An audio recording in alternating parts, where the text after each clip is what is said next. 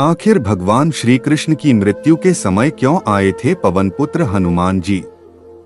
क्या वो सचमुच भगवान श्री कृष्ण की मृत्यु के समय वहां पर मौजूद थे? आप देख रहे हैं हमारे चैनल को। चलिए अब करते हैं ज्ञान की बात। वीडियो में आगे बढ़ने से पहले हमारे चैनल को सब्सक्राइब अवश्य करें और जरूर दबाएं। साथ ही कमेंट बॉक्स में जय श्री राम जय श्री बजरंगबली अवश्य लिखेगा। जब जब भगवान श्री राम का नाम लिया जाता है उनके साथ सदैव हमेशा उनके महान भक्त हनुमान जी का नाम भी अवश्य लिया जाता है, जो भगवान शिव के ही अवतार थे। एक महाबलशाली देवता जिन्हें हरा पाना किसी के भी बस की बात नहीं थी, यहाँ तक कि भगवान शिव वो भगवान विष्णु और ब्रह्मा हो, यम हो या कोई अन्य देव, सभी से इन्हें भिन्न भिन्न प्रकार के वरदान प्राप्त हुए थे, जिसके चलते इनकी शक्ति कई अधिक गुना बढ़ गई थी। हम सब यह जानते हैं भगवान हनुमान जी आज भी जीवित है। वो त्रेतायुग में भगवान श्री राम के साथ भी थे और द्वापर युग में स्वयं भगवान श्री कृष्ण के साथ महाभारत में एक नहीं बल्कि सैकड़ों बार हनुमान जी का जिक्र मिलता है। जहां एक बार स्वयं उन्होंने भीम का घमंड चकनाचूर किया, तो वहीं महाभारत के युद्ध में वो सर्वश्रेष्ठ धनुर्धारी अर्जुन के रथ के ध्वज पर विराजमान हुए। हम यह सब जानते हैं कि महाबली हनुमान जी ने कई प्रकार से द्वापर युग में अपनी उपस्थिति जाहिर की थी। वो प्रत्यक्ष रूप से बल ही पांडवों को एक या दो बार मिले हो, लेकिन वह प्रत्यक्ष रूप से हमेशा उनके साथ ही थे। जिनके साथ स्वयं भगवान श्री कृष्ण खड़े हो, उनके पास आकर भगवान हनुमान जी क्यों नहीं जाएंगे? क्योंकि भगवान श्री कृष्ण पहले श्री राम ही तो थे। वहीं द्वारका में भी कई बार भगवान हनुमान का जिक्र मिलता है, जहां स्वयं भगवान श्री कृष्ण ने उन्हें आमंत्रित किया था, वो भी सिर्फ और सिर्फ उनकी पत्नी सत्यभामा और सुदर्शन गरुड़, साथ ही साथ बलराम जी का घमंड चकनाचूर करने के लिए कहते हैं। महाभारत के युद्ध के समय वह प्रत्यक्ष रूप से सबके सामने आए थे, जहां पर स्वयं भगवान श्री कृष्ण के कहने पर और अर्जुन की विनती करने पर ही उस संयम उनके शक्तिशाली रथ के ध्वजा में विराजमान हुए थे, जिससे अर्जुन की शक्ति और अधिक गुना बढ़ गई थी, क्योंकि उनका रथ किसी भी साधारण या दिव्य बाण से चकनाचूर नहीं हो सकता था। लेकिन महाभारत का युद्ध खत्म होने के पश्चात वो वापस अपने पुनः स्थान में चले गए थे, जहां वो सदैव भगवान श्री राम का जाप करते रहते थे।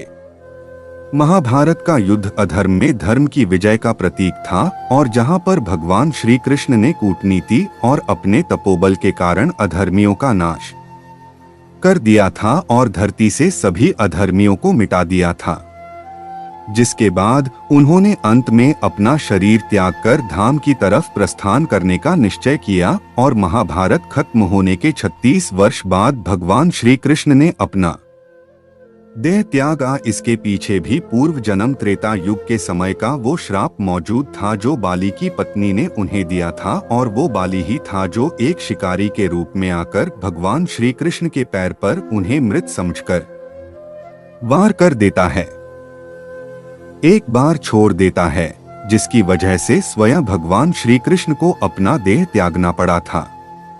लेकिन एक सवाल उठता है कि जब हनुमान जी को ये सब क्या था, तो हनुमान जी क्यों नहीं भगवान श्री कृष्ण को रोकने आए? क्या हुआ जब स्वयं हनुमान जी को ये पता चला कि उनके आराध्य भगवान इस धरती को छोड़ने वाले हैं और धाम की तरफ प्रस्थान करने वाले हैं? क्या हनुमान जी से मिलने आए थे? अब आपको इस बारे में विस्तार से बता दें कि हनुमान जी भली भांति जानते थे कि भगवान श्री कृष्ण कौन है, और इसके साथ ही हनुमान जी में भक्ति और साधना की शक्ति इतनी प्रबल थी कि वह सांसारिक मोहमाया दोषों और सुख से भी पड़े थे। इसीलिए वो ये सब बात भली भांति जानते थे कि भगवान श्री कृष्ण किस प्रकार इस धरती पर आए हैं और किस प्रकार पर आयोजन कर वो इस धरती से जा रहे हैं।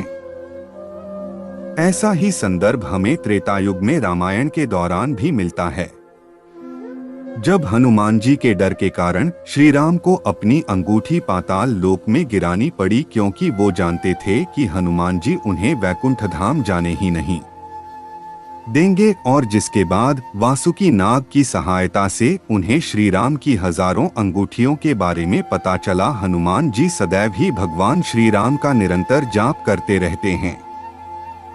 उनके मन में केवल श्री राम ही मौजूद हैं। उनको यह ज्ञात था कि श्री रामचंद्र ना तो कहीं जाते हैं और ना ही कहीं से आते हैं, वो तो हमेशा से ही उनके हृदय में वास करते हैं। इसीलिए भगवान श्री कृष्ण के प्रस्थान करते समय ना ही हनुमान जी दुखी थे और ना ही उनकी आंखों से आंसू निकल रहे थे। यहाँ पर नहीं मिलने की बात तो ऐसा कहा जाता है कि हनुमान जी प्रभु श्री राम के अथवा श्री कृष्ण के परम भक्त कहलाते हैं। इसीलिए भगवान के बीच आंतरिक मन से यानी आंतरिक तरंगों से हमेशा मिलान होता रहता है। इस प्रकार से कहा जा सकता है कि कृष्ण और हनुमान जी अपने अंतर्मन से हमेशा एक साथ ही रहते हैं और हनुमान जी हमेशा अपने भगवान के ध्यान में लगे रहते हैं। इस प्रकार से भगवान हनुमान जी के साथ उनके अंतर्मन में विराजमान रहते हैं। इसीलिए दोस्तों, सच्ची श्रद्धा के साथ कमेंट बॉक्स में जाएं।